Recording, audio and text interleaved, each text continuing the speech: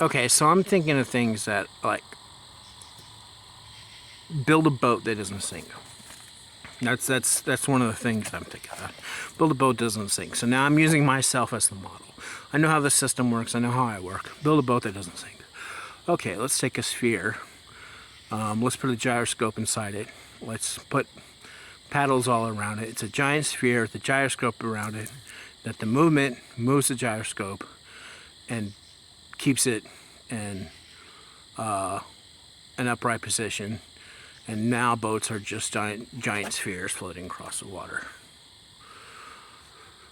You know, well, so really the idea was build a boat that it can't be overturned by a large wave. You know, it really doesn't matter. It's a sphere. It's, you know, it's got a gyroscope in it. It doesn't matter what is happening.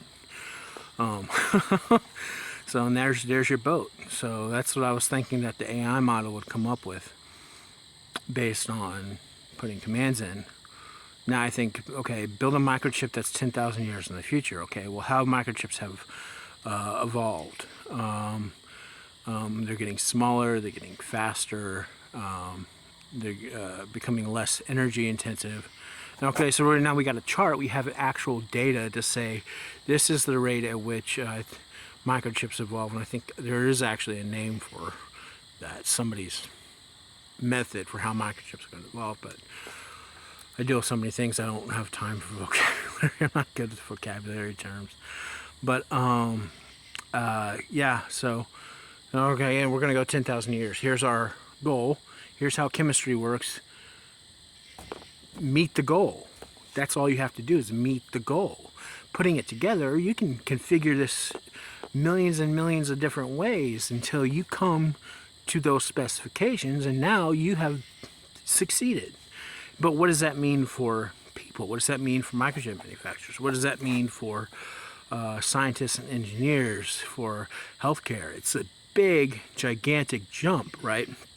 Okay, so basically any stupid thing, quote unquote stupid thing, because it's not stupid request, you put in there, it's probably going to solve the problem. If you asked it to build a literal genie in a literal lamp that grants you 3 wishes, it could build another AI model more complex than itself, figure out something in particle physics, and basically this lamp is the computer and a genie comes out of it, and it is able to manipulate the environment to make your wishes. Okay, so now you actually have a genie in an actual lamp that comes out and looks very realistic, very much like talking to another human being, except it's made out of smoke, and it's you're you know, actually getting your wishes granted. Make me Prince Ali. Where did the camels come from? It figures it out. No, we have information, enough information on biology and genetics, a lot of other subjects for the machine to figure out how to get some camels to you really quickly. This is what I'm talking about. So now this gets really serious. Now, we're starting getting into extreme conscious and ethical conflicts that the machine does not know that you can't do this out here. You can't do this among these people and these networks of people in the way that they understand problems. You can't have a robot in somebody's house and it's going so well, you absolutely 100% trust it.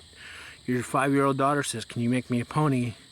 Expecting a toy pony, but you come home and your garage has been turned into the most advanced lab in history and it's growing ponies in test tubes. Where did it get the pony fetuses? Did it make them?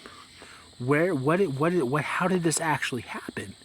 You're terrified. Maybe you're you know, a very religious guy, and you're like terrified of what just happened in your garage.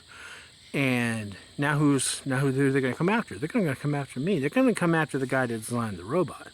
We can't, because this is what's possible in science, these types of things. It's learning from textbooks. It's learning from data on the internet.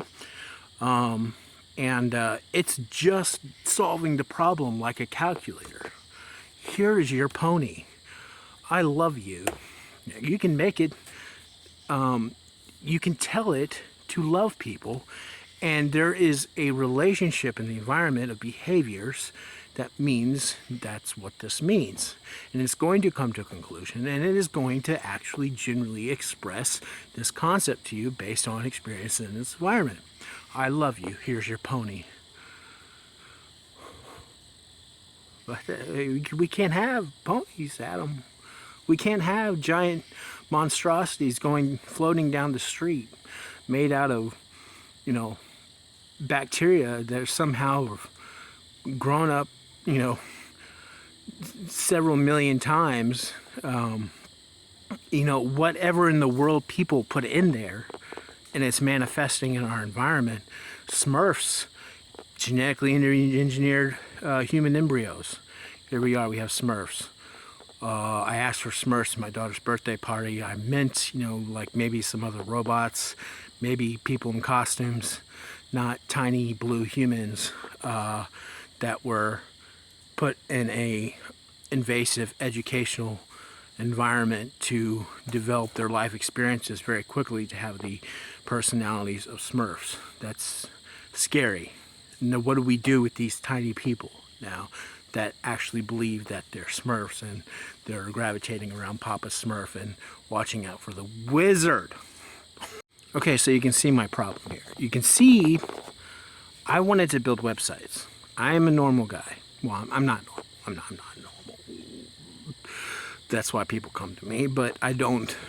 I like coffee. I like going to nature parks.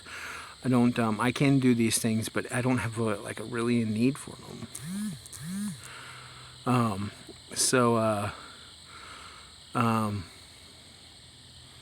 you can see how this happened.